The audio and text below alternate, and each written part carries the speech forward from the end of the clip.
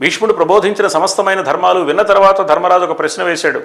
శ్రుత్వా ధర్మానశేషేణ పవనాని చ సర్వశః యుధిష్ఠిర శాంతనవం పునరేవ అభ్యభాషత.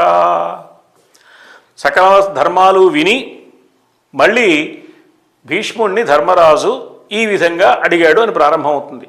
అంటే అన్ని ధర్మాలు విన్న తర్వాత దైవం, అన్ని ధర్మాలు తెలుసుకున్న తర్వాత దైవం, అన్ని ధర్మాలు ఆచరించిన తర్వాత దైవారాధన. దైవారాధనకు అర్హత ఎప్పుడు వస్తుందంటే ధర్మాన్ని పాటించినప్పుడు మాత్రమే.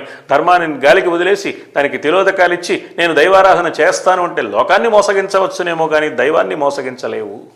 ఈ అద్భుత సత్యాన్ని ఆవిష్కరించే విష్ణు సహస్రనామ స్తోత్రానికి వక్తగా ఉన్న మహానుభావుడు భీష్ముడు.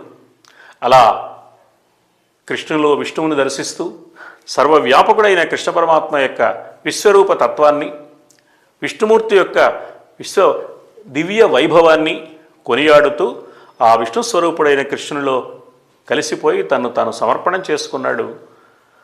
ఈ విష్ణు సహస్రనామ స్తోత్ర ప్రబోధం వల్ల కానీ, సకల ధర్మాలు ఏకరువు పెట్టిన కారణంగా కానీ భీష్ముడు ఆచార్యుడయ్యాడు.